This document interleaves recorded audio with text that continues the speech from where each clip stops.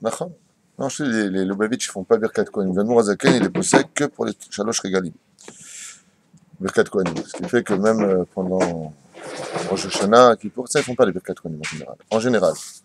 En tout cas, aux États-Unis, ils la font pas. Peut-être qu'ici, ils la font, je sais pas. Bezrat Hashem. Tu as des nouvelles de Igal? Oula, ça a démarré. Boker Tov! Boker Or!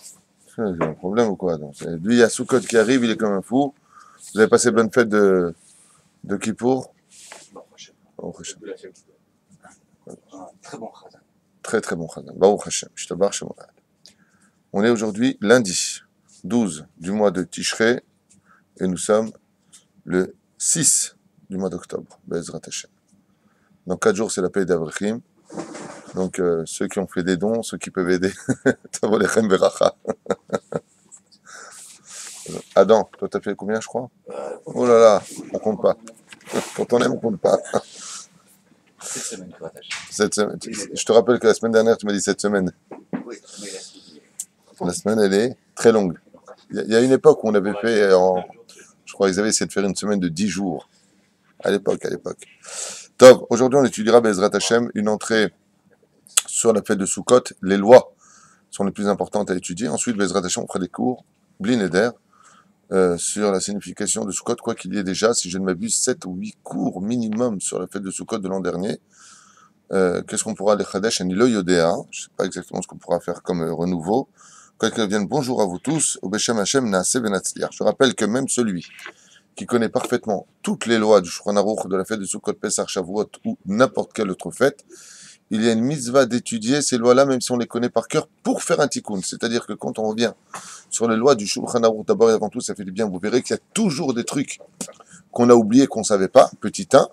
Et même si, comme le Rav Vadia Yosef, le Rav Chaliyahu, tous les Rav Kanevski ou tous les grands de cette génération connaissent parfaitement toutes les lois, au mamash, parfaitement jusqu'au bout des doigts, eh bien, il faut les réétudier parce que ça fait nachatroach à Kadosh Baruch Hu. Ça fait du bien à la Shechina de voir ses enfants chez Oskim Batorah Be'ezrat Hashem. Sans plus tarder, avec Rabbeinu dans son livre Sefer Midot, dans la Achila à propos de la nourriture, qui nous dit Misheshlo, Tselem Lukim al-Yedeh Achilato, Davar Minachai, Nita'ala Vechen le-Efech. Tout celui qui a la Shechina sur le visage, qui a un visage qui brille, Tselem Lukim, c'est qui représente vraiment le divin. Quand on voit un homme de Dieu, à l'aider à Chilato par le fait qu'il mange d'avar minachai, chose d'un animal, par exemple, les faire, il peut aussi bien monter avec, il peut aussi bien descendre avec. Achilat adagim orim ta'avat azivug. Et si, par exemple, dans les couples, des fois la femme, elle est trop fatiguée, elle est tout le temps fatiguée, d'accord, dans le couple. Avec ta femme, non, je suis fatigué. Non, j'ai pas envie là. Non, je veux pas ceci. Non, je veux pas cela. Rabbeinu, c'est très simple. Donne-lui du poisson à manger. Chérie, je t'ai fait du poisson. Lama. Parce que le poisson, qu'est-ce qu'il y a marqué là-bas? Il y a marqué Pashut Meod, Prou ou Mil ou et Arrête pour les animaux. Et on sait qu'il y a beaucoup plus d'animaux marins que d'animaux sur Terre. Ce qui fait que les poissons sont spécialistes pour la reproduction. Alors il dit ici Rabbeinu, Achilat adagim morerim ta'avat azivug. Ezrat Hashem, le fait de manger du poisson, ça réveille chez la personne l'envie de l'autre. D'accord? Voilà. Donc les mots sont clairs. C'est là que le mec il sert tous les jours à sa femme du poisson. Et c'est pour ça que les Tunisiens mangent la demchot. Et si elle aime pas le poisson, comment on dit ça? T'es foutu, tu deviens moine. Qu'est-ce que je te dis? Si t'aimes pas le poisson, on est là. Non, on a déjà fait des cours sur l'importance pour la femme d'Ezrat Hashem d'être présente pour son mari. De l'autre côté, pas le mari se comporte comme un rachat et après il lui donne du poisson. Le poisson pourri, il va le manger lui. Hein? Zéro. Adam, je te rappelle que tu m'as proposé un café, je t'ai dit oui, et tu t'assois. Donc je veux bien, tu vois, mais à un moment, je me demande pourquoi tu parles. Par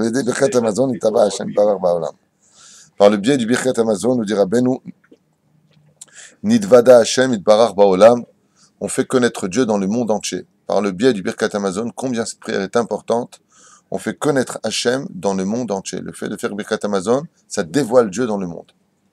Donc plus on fait le Birkat Amazon, et plus on dévoile la Shechina. D'accord? Les Eyofi. Et pour finir, à l'aider Birkat Amazon, Ityachev Amalchut Mina Merivot, Ve'amilchamot, et pareil, on amène le shalom dans le monde, puisque la Shekhinah repose dans le monde et les pays cessent de faire la guerre. D'où l'importance pour les Hébreux, selon Rabbi Nachman de Breslev, Zecher Tzadik le Kadosh Ibracha, de faire le Birkat Hamazon avec beaucoup de Kavana, Mila, mot par mot. Bien. La fête de Sukkot est une fête très spéciale, on l'appelle le Rosh.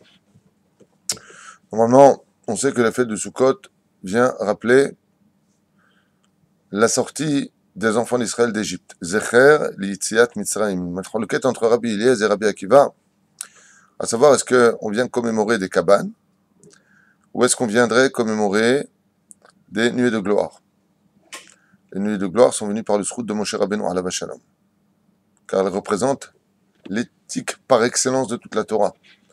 Et Moshe Rabbeinu nous a donné la Torah. Alors normalement, comme on est sorti d'Égypte le 15 du mois de Nissan, il y aurait lieu de penser que on ferait la fête de Sukkot à Nissan. Donc c'est pas tout à fait logique que pendant le mois de Tishrei, le 15, le 15 du mois de Tishrei, c'est pas logique qu'on fête la fête présente du 15 du mois de Tishrei. Ça n'a pas de rapport. Dans les deux cas de figure, nous avons déjà une réponse du Shulchan Aruch qui dit oui, mais si on avait fait cette fête-là une réponse pour moi, je m'excuse de le dire, qui est dachouille. Cette réponse pour moi, elle est problématique. Pourquoi est-ce qu'elle est problématique? Parce que quand tu vis en Israël, c'est pas valable. Mais quand tu vis en Chutz La'aretz, c'est valable. Donc selon ce qui est marqué, si on l'avait fait au printemps, ça aurait été un kiff. Ah ouais, pourquoi? C'est vrai que le printemps, tu vas dans une petite cabane sympathique avec Marcellette au-dessus. Ça peut être agréable. Il fait pas trop chaud, pas trop froid. On n'aurait pas fait la mitzvah Leshem Shamaim. Alors on l'a mis au mois de Tishrei. Mais il y a deux temps qui sont excellents. C'est le printemps et l'automne. Là aussi on sort. Quand tu viens et que tu sors dans les maisons en Israël, pendant cette période où il fait... ça va, on a arrêté de mettre les ventilateurs. Il fait bon. C'est vrai que la journée il fait très très chaud. La nuit il fait froid. Il fait pas froid. C'est pas très... c'est frais, mais c'est pas désagréable non plus. C'est-à-dire que le printemps ressemble un peu à l'automne, d'une certaine façon. Seulement l'automne est monotone par rapport au printemps. Voilà, les feuilles tombent, il fait un peu plus gris. C'est vrai, mais en France ou ailleurs, le fait de faire Sukkot, je me rappelle souvent en France, les gens miskinim, ils faisaient juste le kidouche, le moti, puis ils partaient avec un morceau de pain manger chez eux, parce que c'était pas possible, il pleut tout le temps. Un mec qui vit à Londres, je sais pas s'il connaît Sukkot. Je sais pas. D'accord? Donc c'est pas évident. Baruch Hashem, hormis cette explication qui est beaucoup plus profonde que ce que je viens de décrire malgré tout, il existe une autre explication qui, elle, par contre, vient remettre parfaitement la fête à sa place. C'est qu'en réalité, le Sukkot de la sortie d'Égypte que nous fêtons n'a rien à voir bichlal avec le mois de Nissan. Et la fête que nous fêtons a réellement lieu le 15 du mois de Tishrei. Alors c'est pas possible. Ça voudrait dire que, est-ce qu'on serait sorti le 15 du mois de Tishrei ou est-ce qu'on serait sorti le 15 du mois de Nissan? Réponse, la fête de Sukkot commémore de façon idéologique la fête de la sortie d'Égypte, mais elle commémore la vraie fête de la sortie d'Égypte. No comprendo. On va expliquer. Alors quand on est sorti d'Égypte le 15 du mois de Nissan, après les 10 plaies, qu'on est passé la mer Rouge, qu'on est arrivé au Har Sinaï, on a reçu le don de la Torah, le 6 Sivan, tout allait bien. Seulement voilà qu'on a fait le veau d'or. Ah, et après, le 7 Tammuz, bah, qu'est-ce qu'a fait la Shrina? Elle s'est barrée. Elle est sortie du camp d'Israël et les a plus éclairés. Elle les a plus éclairés, jusqu'au Yud du mois de Tishrei. Jusqu'à Yom Kippourim. Où Akadosh Baruch Hu, il a dit à Moshe Rabbeinu, Moshe est remonté, il lui a dit, Ribono Shel Olam, pardonne aux enfants d'Israël. Et selon Rashi, sur place, Akadosh Baruch Hu a répondu, Salarti Kidvarecha. Je te pardonne, cette phrase-là de Salarti Kidvarecha, on la trouvera dans la paracha de Meraglim. Mais Rashi la juxtapose dans la paracha de la faute du veau d'or. Kitissa. Alors, on a un problème. Lequel? C'est que Dieu a pardonné. Mais Dieu n'est pas revenu. Dieu a pardonné. Mais il n'est pas revenu. Et Mad Avradome, à quoi ça ressemble? C'est comme si que deux amis se prennent la tête Et puis qu'il y en a un qui fait la paix entre les deux. Alors il vient voir un, il lui dit, bon, tu lui pardonnes, tu sais quoi? Ben, mec, je pardonne. De tout ton cœur, ok, je pardonne. Alors reviens. Non. Non, je lui pardonne. Chacun sa vie. Kol wahad sa life, comme on dit. Chacun sa vie. La Shekhinah a pardonné, mais elle n'est pas revenue. Alors pendant 5 jours, mon cher Rabbeinu n'a pas cessé de convaincre la Shekhinah de revenir. Et quand est-ce que la Shekhinah est revenue sur les enfants d'Israël? Le 15 du mois de Tishrei exactement. Akadosh Baruch Hu a pris les enfants d'Israël, et en image, bien sûr, c'est comme si il les a serrés dans les bras et les a embrassés. Mon cher Rabbeinu, il a dit, zéro, c'est pour la Sotsukot. Le paracha qu'on a lu, le Baruch Hashem, le paracha de Hémor, on définit là-bas toutes les fêtes juives, on commémore réellement Sukkot en son temps. Car en réalité, toute la sortie d'Égypte n'a eu lieu, comme je l'ai expliqué avec l'étymologie du mot Mitzraïma, Mitzraïm, vous vous rappelez, la femme enceinte. Tu es rentré dans une femme 70, c'est la semence. On est devenu un peuple de millions et millions d'individus. Nous sommes sortis à peu près 3 millions, puisque seulement 20% sont sortis, ouais, avec le rêve rave qui nous suivait derrière. Et ce même de la sortie d'Égypte est fermé, vous vous rappelez? Dieu a ouvert ce même, c'est l'ouverture des 2 centimètres de la femme qui va faire les 10 centimètres, pas pour rien qu'il y ait 10 centimètres, c'est contre les 10 plaies. Il y a 10 portes à traverser pour que la tête de l'enfant puisse passer. Nous sommes sortis d'Égypte. Et à ce moment-là, les enfants d'Israël ont pu recevoir le don de la Torah. Donc tout le but, c'est quoi? Mitzraïm s'ouvre à la condition où on reçoit le Hé. C'est qui le Hé? C'est Hachem. C'est-à-dire que si tu es sorti d'Égypte pour ne pas rester avec Dieu dans ta vie, qu'est-ce qu'on dit au Rachel le soir de Pessah? Rachel, mon mère, qu'est-ce qu'on lui répond? Si tu étais resté là-bas, toi, qui a quitté Hachem pendant l'année, tu ne serais pas sorti d'Égypte. Donc vous voyez bien que tout le but de la sortie d'Égypte, c'est d'être avec Dieu. Quand Dieu nous a quittés à cause de la faute du veau d'or, pendant cette pseudo-période, quand je dis que Dieu nous a quittés, c'est du pshat. Okay? Car même la faute du veau d'or fait partie d'un plan divin. Je ne vais pas entrer dans les détails. Mais Bli Neder, on en parlera peut-être. Bli Neder, je dis bien pendant la nuit de Hoshana Rabbin, un cours sur le libre arbitre. Bli Neder. On voit que la Shekhinah donc s'est éloignée. Donc si la Shekhinah s'est éloignée, la faute du veau d'or a ramené toutes les anciennes fautes, a réveillé toutes les anciennes fautes vécues jusqu'à Adam Arishon. Sur ce, on est retombé dans l'obscurité la plus totale. Dieu nous pardonne, mais il est parvenu. La fête de Sukkot commémore le retour de la Shekhinah sur les enfants d'Israël. Et non pas simplement le pardon. Le pardon, c'est Yom Kippour. Donc le fait que Kadosh Baruch Hu Yishtabach Shemo Lahad vienne nous dire, maintenant faites la fête de Sukkot, ça veut dire que toute cette fête vient commémorer quoi? Le retour du pourquoi de la sortie d'Égypte. Donc le Zecher Yetziat Mitzrayim ne comprend pas simplement la première notion de nous sommes sortis le 15 du mois de Nissan, mais vient surtout rappeler le pourquoi nous sommes sortis d'Égypte. Et c'est pour ça qu'il y a un kécher hadouk et extraordinaire entre le corps et l'âme de la marloquette entre Rabbi Eliezer et Rabbi Akiva, à savoir quand est-ce que le monde a été créé, l'homme a été créé, est-ce qu'il a été créé en Tishrei ou est-ce qu'il a été créé en Nissan? Il y a plusieurs marloquettes sur ce sujet, plusieurs explications. Est-ce que le corps a été créé Tishrei et l'âme le mois de Nissan? Eh bien, de la même façon, même si nous sommes sortis avec notre corps de la sortie d'Égypte, il ne faut pas oublier que l'âme est le principal au niveau de notre histoire et que notre âme sans Dieu ne peut pas exister. Comme je dis souvent, j'avais entendu ça du Rav Amnon Yitzhak, on peut vivre pour Dieu, on peut vivre contre Dieu, mais on ne peut pas vivre sans Dieu. Ça, c'est pas possible. Ça, c'est impossible. Notre âme crie tous les jours, a soif de parler avec papa. Akadosh Baruch Hu Yishtabach Shemo Lahad. Pourquoi on n'est pas revenu au même niveau que du Sinaï à ce moment-là? Pourquoi les cieux ne sont pas ouverts parce que tout était pardonné, Hachem est revenu avec nous? Tu sais, un vase brisé, t'as beau le coller autant que tu veux, il restera toujours des cicatrices. Il lui dit pourquoi dans ce cas-là, alors tout n'est pas redevenu puisque Dieu a pardonné? Parce que malgré tout, il y a un vase qui a été brisé. Et ce vase qui est brisé, tu ne pourras pas le vendre au même prix. Il va falloir le retravailler. C'est pour ça qu'il n'y a pas une génération qui ne paye pas la faute du veau d'or. Jusqu'à aujourd'hui. C'est vrai qu'il y a aussi un autre exemple de l'os qui est cassé quand il se retrouve, il est beaucoup plus solide que quand il est avant originellement. Ah, je ne savais pas, tu me l'apprends. Un os cassé. Quand il se retrouve, il est beaucoup plus solide que Beaucoup plus solide, je ne le savais pas. Bon. C'est la tchouva, non? La tchouva. Non, je ne savais pas qu'un os cassé redevenait beaucoup plus solide. Je ne le savais pas, tu me l'apprends. Les masses, c'est le fait d'avoir, pour faire un peu la question d'Abraham, le fait d'avoir fait tchouva, on n'a pas quand même réussi à monter au même niveau d'avoir la faute. Ben, disons que l'avantage de la teshuva dans l'histoire du veau d'or, c'est que ça permet aux goïms de se convertir. Une réponse que rapporte le Midrash. C'est-à-dire que la faute du Vaudor a été un petit peu la fête, bizarrement, des goïms qui voulaient se convertir. Pourquoi?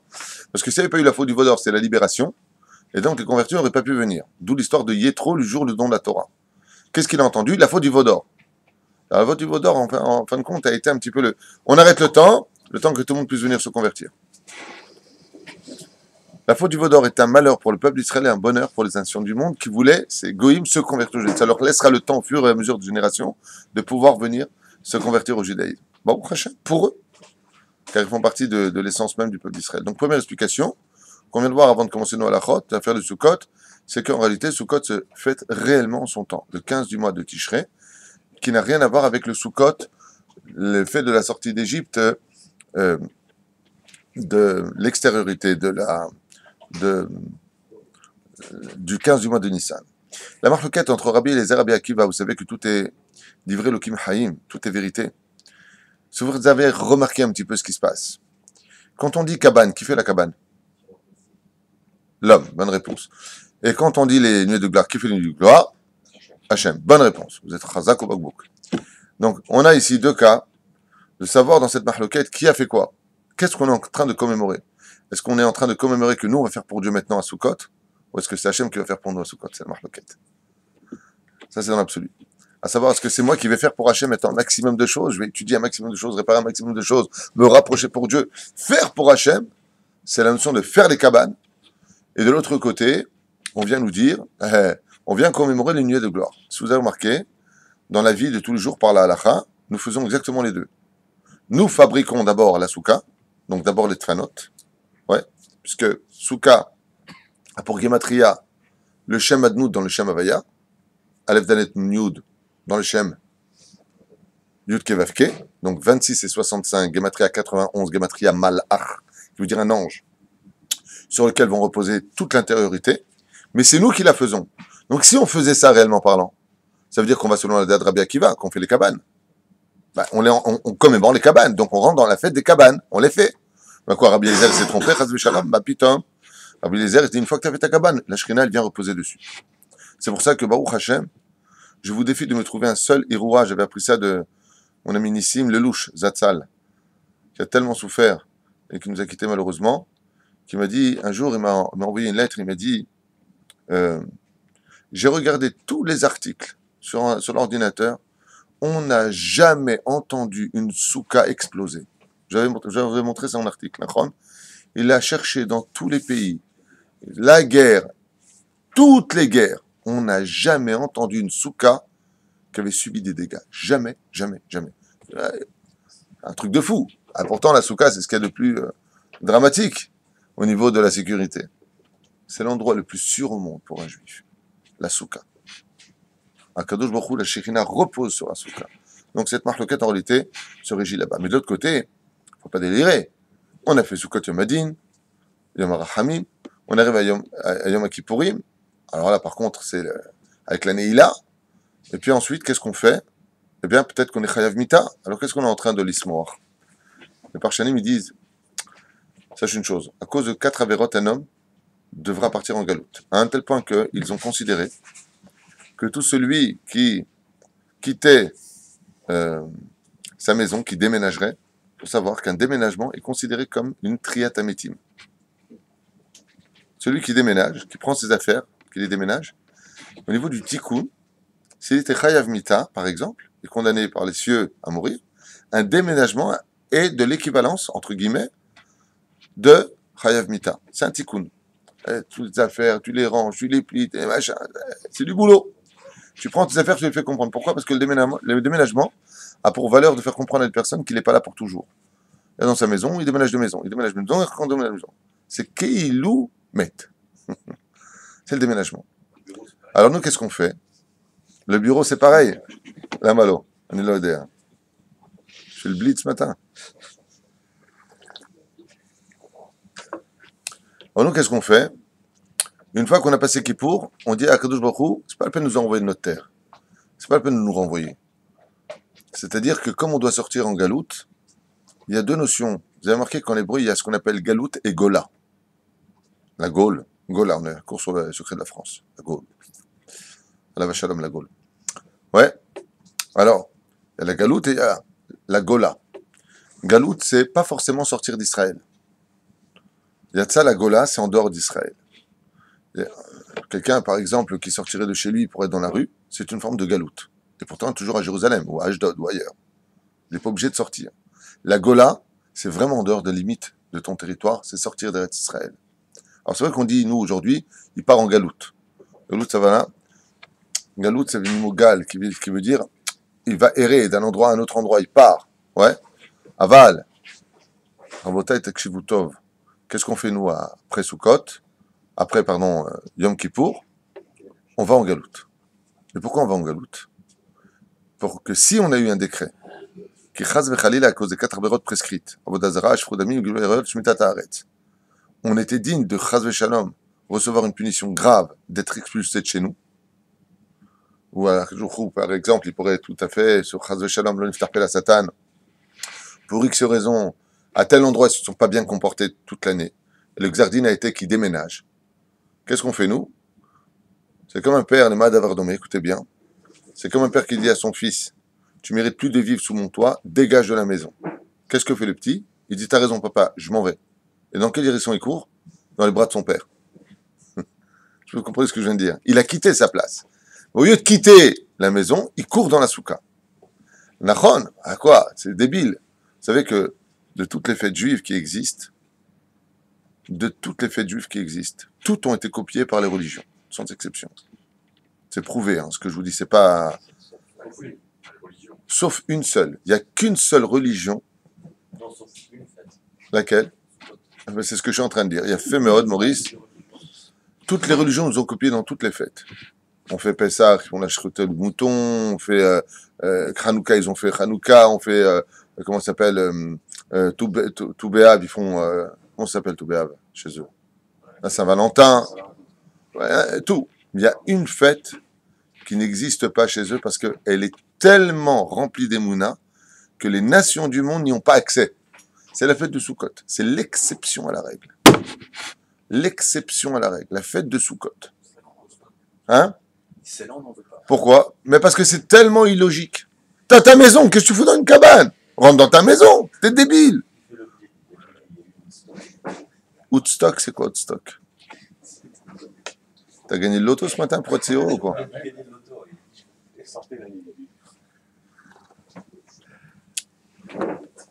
T'es tellement heureux là ce matin. Ah, et pourquoi? Parce que c'est la fête de la Emouna. Tsiladim Hemenuta. Ça s'appelle l'ombre de la Emouna. On rentre dans les ailes de la Emouna. Et ce degré d'Emouna du peuple d'Israël, de quitter sa maison pour rentrer dans la Souka, c'est le degré d'Emouna que seul ce peuple-là est capable de vivre. Ça n'a rien à voir avec les nomades qui vont vivre dans les tentes, ça n'a rien à voir avec ça. Mais le mec, par exemple, qui vit dans sa belle villa, bien marbrée, belle piscine, beau lit, tout ce qu'il faut, sur un lit de camp, dans un truc. T'es puni ou quoi? Et en plus, sa Martha Bechagavaitar, sa mère. En plus, le mec, il doit être heureux. Et il est. Baruch Hashem. C'est la simcha amitit shelam Israël. La reine, au lieu de sortir en galoute, le fait d'aller dans la souka, j'ai expliqué que c'est la machine à laver qui vient laver de toute la vérote. Et c'est pour ça que chaque jour, on aura Shiva Ushpizin pendant Sukkot, pendant les 7 jours, Bezrat Hashem, on va recevoir Avraham, on va recevoir Yitzhak, on va recevoir Yaakov, Moshe Aaron, Yosef ou David. Pourquoi Dafka eux? Parce que ces 7 personnages représentent les 7 séphirotes de ce monde par lequel le monde tient et a été créé. Avraham, c'est le Hesed, Yitzhak, c'est la justice, Yaakov, c'est l'étude de la Torah, Moshe Rabbeinu, c'est le don de la Torah, Netzach Od, c'est, comment ça s'appelle, Aaron, le service divin, c'est tout simplement pas d'étudier, il faut aussi servir Hachem. Sfirat HaYesod, les fondements, c'est Yosef Hatzadik, Shomer Brit Mila, et la Malchut, c'est le Shabbat. Voilà exactement ce que l'on vient réparer. Chaque jour de la semaine, on doit réparer une Sphira et une Mida. Donc on a l'habitude de faire en général un siège dans la Souka. On verra ça comment commencer la halachot, c'était une petite préface. On a l'habitude de Bezrat Hashem de préparer une chaise. Mais n'oubliez pas, il y a mieux à faire que ça. C'est que quand tu invites des gens, là, dernière on est déjà, je crois, 25, 26 dans la Souka. C'est une situation un peu compliquée. Baruch Hashem, Aval Tzach Lidog, il Il faut absolument s'inquiéter de celui qui n'a pas de souka. Celui qui n'a pas de souka, qui fait rentrer une personne qui a... Ou alors il a de la place chez lui, il ne fait pas rentrer une personne qui n'a pas de souka, à part les gens du minyan chez nous qui veulent rentrer, s'y rentrer, alors il doit s'inquiéter. Comme par exemple, je crois, Bismuth, tu n'as pas de souka, toi. Celui qui n'a pas de souka, il est bien beau chez moi, j'en ai construit une au 25e étage. Alors, lui, il a une souka, toi aussi, tu as une souka. Je vais en construire un au 25e étage. 25e étage, tu vas faire une souka, toi? Si tu veux te suicider ou quoi? C'est sur le où je trouvais pas, tranquille. J'ai tout Et- monté hier soir. T'as tout monté. L'administration. C'est extraordinaire parce que 25, c'est gematria de co. Et lui, il est au 26e étage. Ton étage, donc c'est 26. Bien fait. Mais quoi, c'est le toit? Tu fais ta souka sur le toit? Sur le toit? Non, ma putain, au contraire, c'est parfait. Ouais, il y a vraiment, on va voir. Il y a une vue de folie, il faut les voir. Non, non. Il y a Top. Alors, Bismuth, il a sa souka. Toi, on est chez toi Shabbat, c'est ça? Ezrat Hashem Stéphane, Kiminago Inhag. On ne change pas nos minagim pour Saudash Lichit. Non, Saudash Lichit, on est chez toi, Ezrat Hashem. Comme d'habitude. Comme d'habitude. Ok, Ezrat Hashem. Inquiétez-vous, demandez autour de vous qui n'a pas de souka. Maurice, si tu as besoin de souka, il a une souka. Toi, tu as une souka, Abraham? T'as pas de souka. De toute façon, on construira ici une souka, Ezrat Hashem. Il faut absolument s'inquiéter pour celui qui n'a pas de souka. Toi aussi, tu n'as pas de souka? Si, moi j'ai un parking. Ouais, moi aussi, j'ai un parking. Je parle de souka, là. Bah, Souka, il est en parking. Eh bien, comme moi. Tov, il y a fumé. Il Là-haut, il n'y a pas de. n'y a pas de voiture. Cafard, c'est pour ça que je préfère aller au combat. Bismuth, t'es pas chez Mireille du Mal. Hein. Je vais pas commencer à nous raconter ta vie. Zéo, Ezrat Hashem. Vous avez une question ou deux sur la fête de Sukkot avant de commencer? Les fanotes avec. On va y arriver. Halakha, on fait maintenant, on commence. Zéo. Par rapport à ce qu'on a dit ce matin, justement, les Perses mettent un drap. Oui. On verra ça dans les... On commence aujourd'hui et ce soir, on fonce. Oui, non. Je parle sur l'idée de la fête de Sukkot. C'est pour ça qu'on prend 3 fanotes, mais Alpisot, il faut surtout 4 fanotes. Yud Kevavke, il faut avoir absolument 4 fanotes pour avoir les Shem Havaya à l'intérieur. C'est-à-dire les 7, Ushpizin, et inviter des gens à la maison. Mishéachol, Alfachot, il vient de faire le Kiddush, Tavoalav Beracha. Tous les jours, inviter un Ushpiz en l'honneur de, c'est-à-dire des invités, en l'honneur de Avraham, premier soir, de Yitzhak, deuxième soir, de Yaakov, troisième soir. C'est-à-dire, est-ce qu'on peut faire une askara? Oui, on peut faire. Ben, quoi que tu fasses pendant la période, ça doit être fait que dans la souka, même si on peut boire et manger à l'extérieur de la souka, hormis le mésonote à un certain degré et le pain, comme on va le voir dans les halachot, on peut manger à l'extérieur des légumes ou autres, vadaï que tout doit se faire dans la souka. C'est mieux pour le niftar. Mais c'est pas une question que c'est mieux, c'est des halachot, on est obligé. Tu vas faire un mésonote, où est-ce qu'il va manger? 54 grammes, il va les manger où? Vadaï. Chag Sukkot Aselecha Shivat Yamim, Kol HaEzrach VeYisrael Yishvu BeSukkot, Vaspecha Megorecha, Umikvecha, Vesamachta Bechagecha Vayita'ach Samecha, Sameach Ata Uvincha, Uvitecha Vechule. On nous demande, al pi halacha, d'être sa mère pendant la fête de Sukkot. C'est pas logique. Si tu me dis, sois sa mère pendant Shavuot, je comprends. Tu rentres chez toi, tu kiffes ta race, t'es bien, super. Pendant Pessah, je comprends. Tu vas manger le msorki, Ezrat Hashem, la galette sur le côté. Moi, j'adore la galette, j'ai pas de problème avec ça. Bon, Hashem, tout va bien. Mais on te dit, Vesa Marta Bechagecha dans la souka. Le mec, il regarde cette super belle maison bien allumée en face de lui, et lui dans une cabane comme ça, avec une petite lampe de chnana sur une chaise en plastique avec une table de pique-nique. Et on lui dit, Vesa Marta Bech. T'es débile ou quoi? Pourquoi? Kipshuto, Amar Akadosh Baruch Hu. Un homme ne peut être heureux dans ce monde quand il a compris que tout était temporaire dans sa vie. Comme hier, je suis parti nous, on est parti voir à l'Askara. Tzadik et Niftar à Bnei Brak. Alors, on est là, Alechem. הלך לבית עולמות, צדיק יסוד עולם, ברוך השם. וזהו, זה העניין. האדם פה, מחר בקבר. Tous ces livres étaient présents. Il y avait un monde fou, Baruch Hashem. Sa femme est restée, les enfants sont restés. Aïfou, met. Alach. Rav Shimon ben Aya, je crois, je m'en rappelle plus. Shimoni. Zainian, quand on est là, c'est le frère de Yaakov, de Bnei Brak. Oui, son frère. Quand on est là dans ce monde, pourquoi on se prend la tête? Ma voiture, ma maison, mon... C'est pour ça. Rabbi Nachman de Breslev, il dit, et j'en ai souvent parlé, mais c'est un enseignement qui vient de Dieu lui-même. Pourquoi est-ce qu'un homme tombe de son niveau spirituel? Pour une seule raison, dit Rabbi Nachman de Breslev. Il y a un fil conducteur de toutes ces avérotes. Exactement. Parce que le Yetzer Hara fait toujours croire à l'homme qu'il est là pour toujours. Qu'à chaque fois qu'il entend la nouvelle d'un homme qui est décédé, il croit toujours qu'il n'a pas eu de chance, l'autre. Lui, il fait partie des gens qui ont de la chance. C'est un homme à qui on a annoncé il y a 3 mois de cela la maladie. En 3 mois, alors le béton. Il avait mal au ventre, il est parti à l'hôpital, ils lui ont dit 3 mois. Lo alen velo alechem. Nous, C'est pas de la chance quand même, puisqu'on prie pour ça. Aval t'as pas le vanta machani omer. T'as pas compris. Pourquoi est-ce qu'un homme dans ce monde il se prend la tête, nous dit Vesa marta bechagecha, c'est pas logique. Je veux dire, Maurice, va vivre dans la forêt, il y a une petite cabane, ok, sur un arbre, et là-bas tu dois être heureux. Je t'affirme que tu seras pas heureux. Bon, on va devoir passer avec après un petit slip, si tu veux, mais tu seras pas heureux. C'est sûr. Avelu Shiva Yamim, tu seras pas heureux. C'est pas logique de dire une chose pareille. Vesa Martha, quand t'as les ventilateurs qui te mettent une angine ou quand tu fais une shranet à mout, c'est pas logique. Tu serais mieux chez toi. C'est pas logique. C'est- Oui, mais c'est évident que c'est une belle fête, mais c'est pas logique. Moi, j'adore la fête de Sukkot. Mais c'est pas logique. Les goïs n'ont pas copié. Donc, tu vois bien que c'est pas logique. C'est que de la Emouna.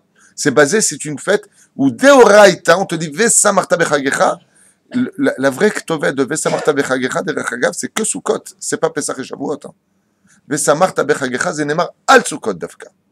C'est pas logique. Et en réalité, c'est très logique. Pourquoi? Parce que c'est comme un mec maintenant qui est en train de se prendre la tête. Mais il se prend la tête. Et on lui dit, regarde, dans 3 secondes, tu meurs. Il s'arrête de se prendre la tête. Bon, je peux embrasser mes enfants, je peux embrasser ma femme, je peux bénir mes enfants. Comme ce tzaddik qui a eu le temps de bénir tous ses enfants avant de partir. Il est revenu à la vie, il était dans le coma, il est revenu pour les bénir. Sa mère est rentrée, il l'a embrassé, ils ont pleuré. Allah le béton la mort.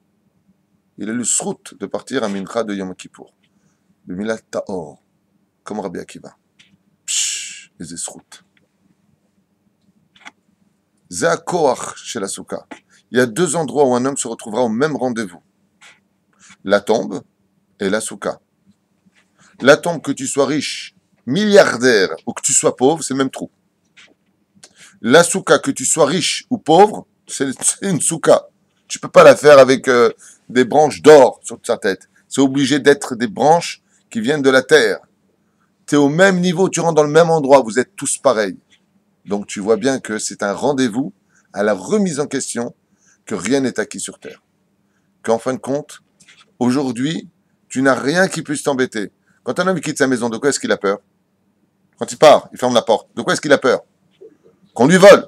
J'ai jamais vu un mec avoir porte quitter sa souka. Sauf s'il a laissé son portable, ses affaires, son porte-monnaie, c'est sûr. Mais de façon générale, la souka, on la laisse ouverte, quoi. On va voler quoi? Le lit de camp, réellement parlant, qu'est-ce qu'il va voler? Ouais.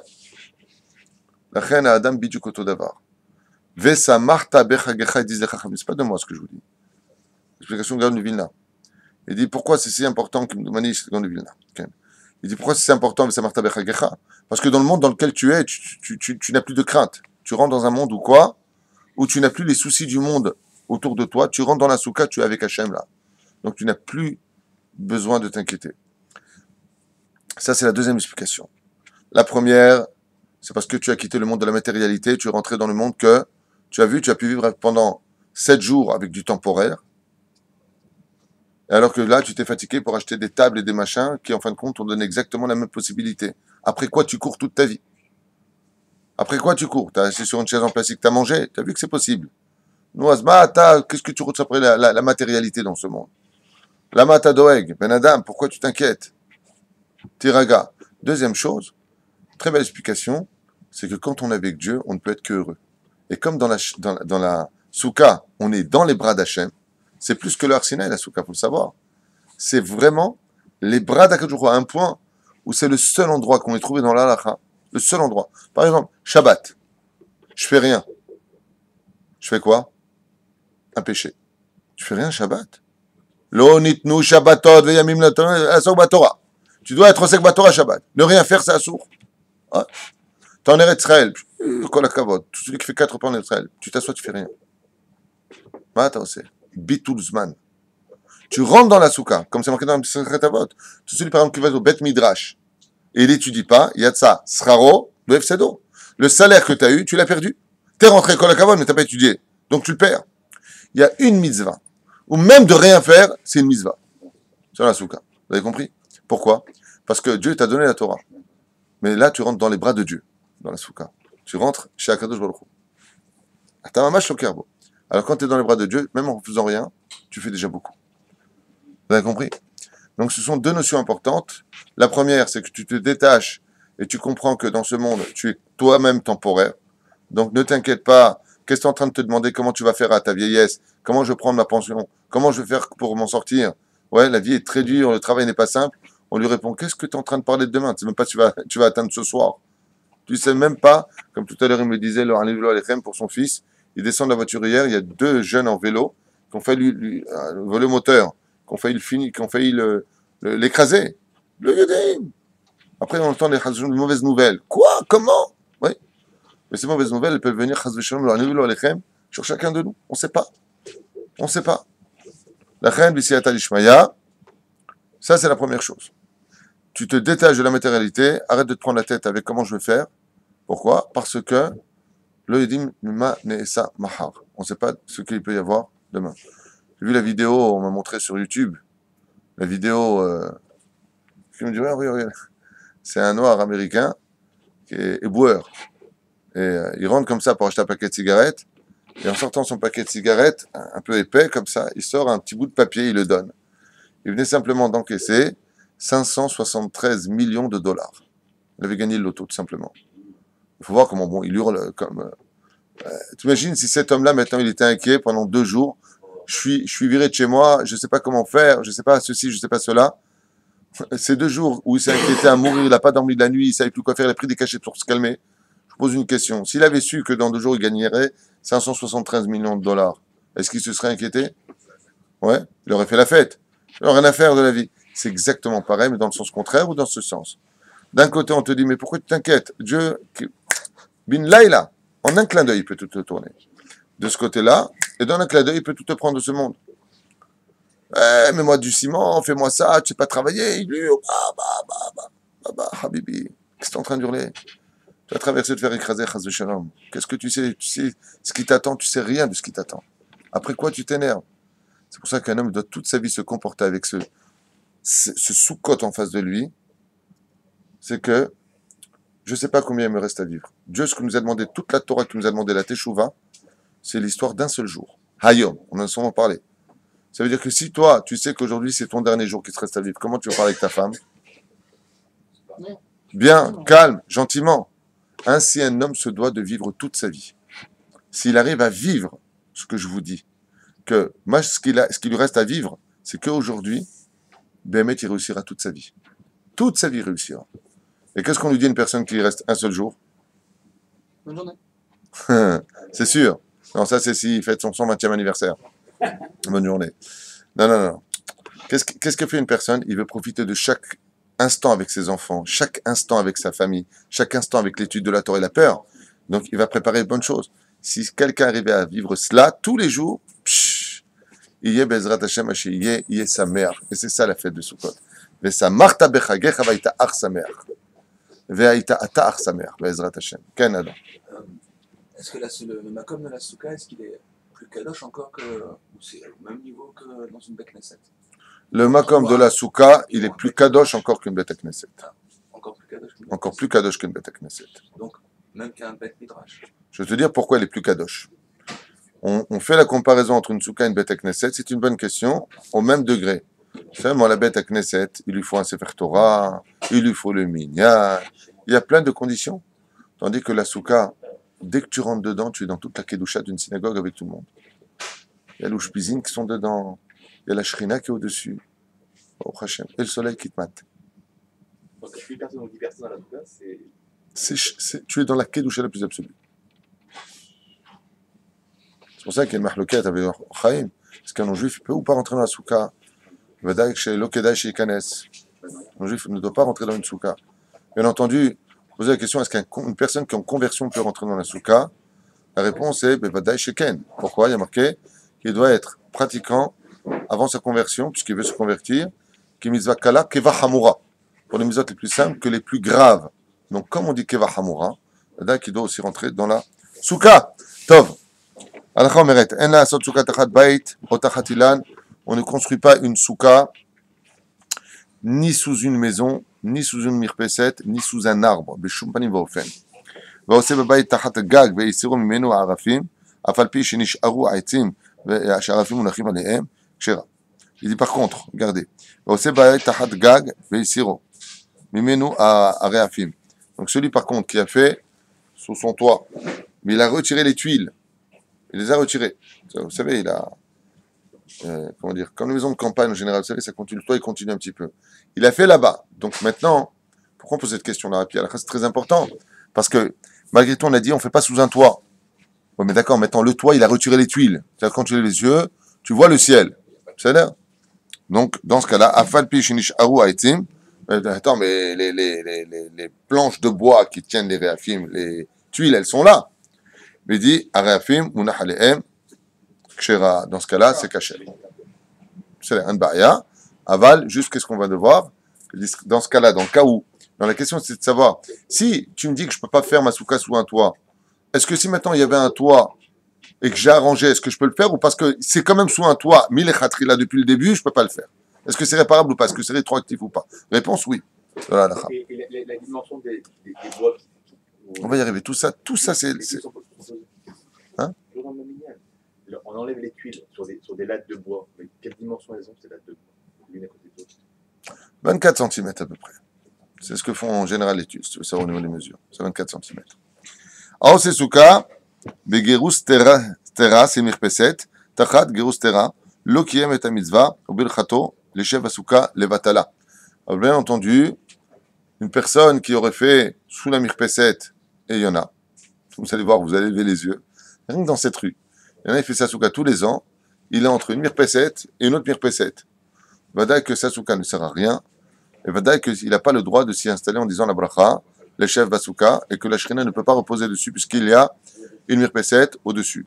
Bamed varim amurim, c'est-à-dire que imaginez que la personne habite au 2e étage et que tous les étages qui sont jusqu'au 25e étage, et 25 étages, quand tu es dans sa mirpeset à lui, dans son balcon, tu lèves les yeux et à plus de 18 mètres, tu vois au-dessus de toi la mirpeset de l'autre. Maintenant, il y a 25 mètres qui vous séparent, il y a 18 mètres qui vous séparent, peu importe. C'est pas valable. Pourtant, tu vois le ciel, là, hein, tu es en plein dessous, tu fais comme ça, tu vois le ciel. C'est vraiment si tu fais comme ça, mais c'est en dessous de toi. C'est pas valable. Taha ta mirpeset, c'est-à-dire que, bien entendu, même si c'est à des hauteurs très très élevées, tant que c'est au-dessus, assourd. Qu'est-ce qu'il y a toi encore? Les satellites géostationnaires. Quoi? Les satellites géostationnaires. Ils restent sur Israël pour observer. Et quelque part, il y a quelqu'un qui a sa souka peut-être sous ce satellite. Non, mais Les satellites ne sont pas sous le ciel, ils sont dans l'espace. Ah, ça compte pas. Non. Qu'est-ce que tu vas me sortir dans le ciel? L'homme, il a une planète au-dessus de sa tête. Unique. Adam, je te demande juste un service. Ne change jamais. Unique au monde. On sait souka. Le Khalek, quelqu'un qui a une pergola ou une souka, une terrasse au-dessus de lui, mais qui couvre une partie de sa souka, comme dessous. Une partie va être cachée, une partie. On en a parlé tout à l'heure. La partie qui ne va pas être cachée, il peut la couvrir pour la décoration générale de la souka. Il doit la couvrir. Ah oui, d'accord. Et tu veux savoir, il y a même un patente pour la rendre cachère. Même l'endroit qui n'est pas couvert. On va y arriver. Vous êtes patient. Pour l'instant, on en est là. Je voudrais avancer schlab, parce que ce soir, on se reverra à 8h pour continuer là à la faute. Il y a même un moyen, si tu veux savoir, quand tu as ta souka comme ça, et puis d'un côté, tu as la mirpeset, de l'autre. Donc, tu as la moitié de la souka qui est cachère, l'autre souka qui est en dessous. il y a une façon de fabriquer le dauphin de telle façon à ce que même là, tu peux faire le chef Asuka et tu es comme il faut. On verra ça plus tard. Pour l'instant, je voudrais avancer. Asuka tzricha le'asot lefachot mishloshat fanot usrach.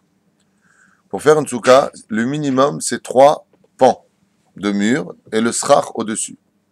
Bien entendu, quand on dit ça, on parle de 3 tfanot, 3 murs et le srach dessus. Pas le srach et ensuite les tfanot. Sinon, c'est pas cachère. Par exemple, qu'est-ce que font les gens?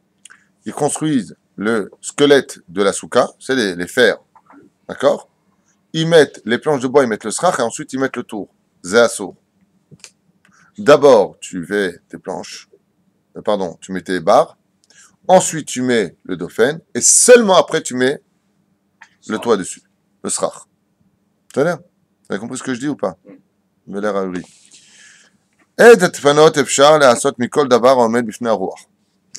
Pour le matériel utilisé pour faire les murs de la souka, on peut utiliser absolument tous les matériaux que l'on désire. À une condition qu'ils tiennent devant le vent. C'est-à-dire que si le vent doit bouger, si ça fait bateau-ciseau, peut-être que c'est pas valable. Hein? On mettra des cordes, exactement. À trois dimensions, on mettra des cordes, tout à fait.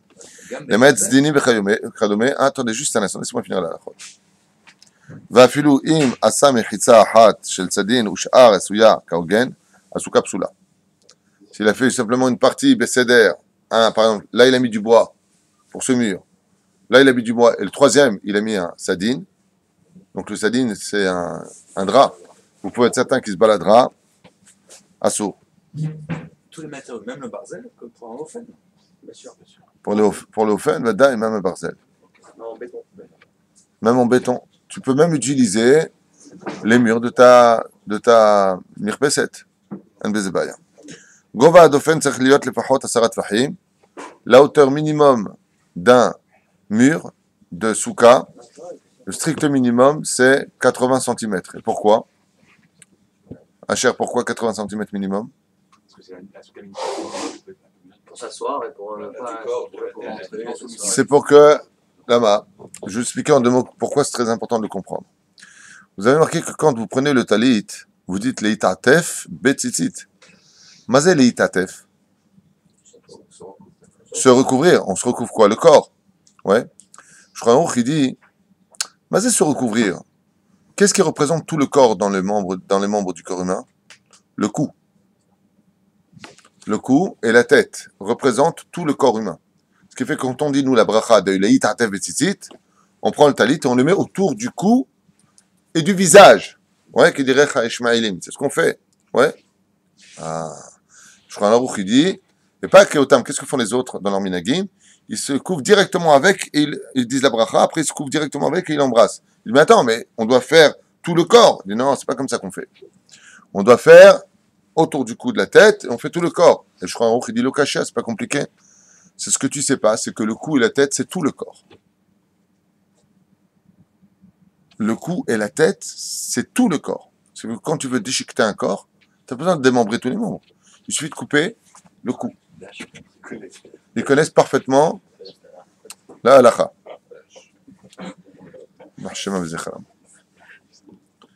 Donc, si tu veux avoir, Bezrat Hashem, la possibilité de rentrer le principal, tout le corps, c'est-à-dire que si maintenant, moi, j'arrive à rentrer dans ma souka, mon cou et ma tête, donc j'aurais besoin de cette distance pour être à l'aise dedans.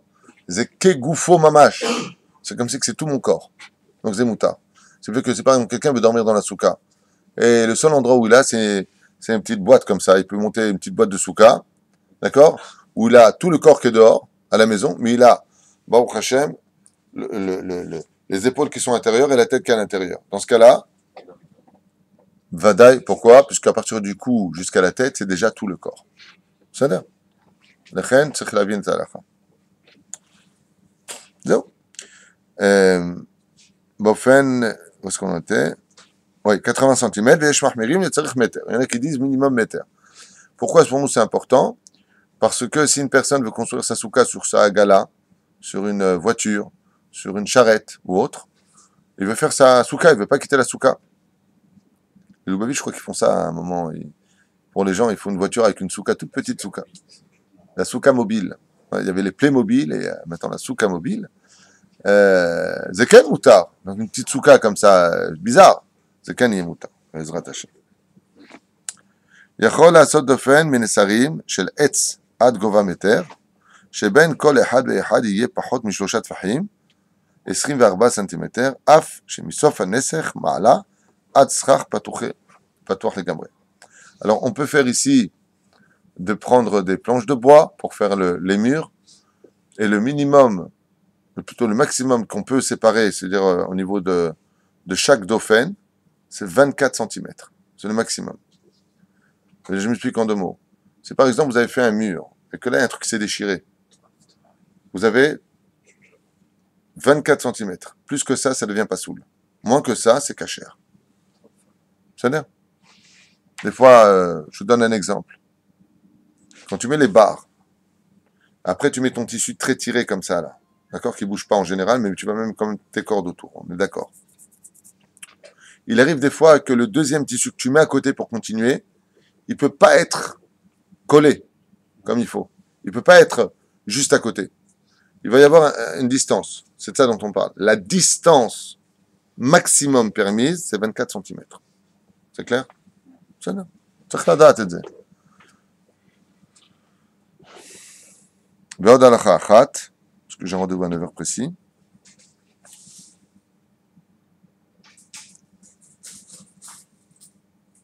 וכן מעקה של גוסטרה, שיש לו, voilà par exemple, celui qui veut utiliser chez lui sa mirpeset, son balcon. Est-ce qu'il pourrait utiliser, comment on appelle ça, la rampe? La rambarde. La rambarde. Garde-corps ou rambarde. Alors là-bas, vous avez des... Comment on appelle ça? Les barreaux, là. Les barreaux. Ouais, d'accord, ça ne me vient pas. Aidez-moi. Ça dépend comment elle est faite. Vous avez des barreaux. D'accord? Si ces barreaux-là, par exemple, est-ce que je pourrais les utiliser comme un mur? Bien sûr. Pourquoi? Parce qu'il n'y a pas 24 cm. Le mec qui a 24 cm, il y a les gosses qui passent à travers. On est bien d'accord. Ou la belle-mère. Donc, on aurait ici la possibilité de pouvoir l'utiliser. D'où l'importance de comprendre les lois. וכן מעקה של גוסרה שיש בו עמוד של ברזל הסמוכים זה לזה ואין מרחק 3 טפחים בין עמוד לחברו כשר לדפנות ואין צורך במחיצה של שתי וערב. On n'est pas obligé de mettre là-bas, vous savez, ce grillage comme ça, pas besoin de le mettre, et là, au sheti, au erev, levad, kshera. Même si c'est que comme ça, si tu vas erev, c'est comme ça, vous savez, c'est des trucs comme ça, pas obligé. היו הדפנות גבוהות מן הארץ 3 טפחים, אף על פי, אף אם אורכן 10 טפחים, פסולה, שאינה חשובה מחיצה. היו הדפנות גבוהות. Maintenant, si la hauteur des tfanot, des murs, מן הארץ 3 טפחים, elles sont placées au-dessus du sol à plus de 24 cm. Oui, où est-ce que je vais la faire démarrer? Je vais démarrer du bas, 24 cm. Afim orkan asarat fahim. Même si tu vas me dire maintenant que la hauteur, par exemple, ça c'est le mur, ça c'est la terre, d'accord? Et qu'est-ce que je fais? Moi, je fais mon mur de la terre ici, au-dessus de 24 cm. Même si le minimum d'une hauteur, c'est combien? 80. On est 80 cm. C'est pas soul. Je ne peux pas l'élever au-delà de 24 cm. Je peux l'élever au-dessus de 22 cm. Encore, je peux. Il faut prendre les mesures, faire attention à cela. Parce que je connais des gens qui font des soukottes et elles sont très élevées. Par exemple, les soukottes en bois, vous verrez, elles vont pas jusqu'en bas. Elles sont sur des pieds. Mais ça va, c'est 10 cm de pied. Un barrière. Mais si ça démarre au-dessus de 24 cm, à fil ou s'il y a maintenant en haut encore même 1 mètre de mur, qui est la mesure minimale, va dire que la souka sera pas soul. Ce soir, Bezrat Hashem, on foncera dans toute la halachot directement sans faire de préface. Bezrat Hashem, sur la fête de Sukkot, et vous pourrez poser Bezrat Hashem toutes vos questions. Non, selon le Rav Ovadia Yosef, directement. Chol Tov.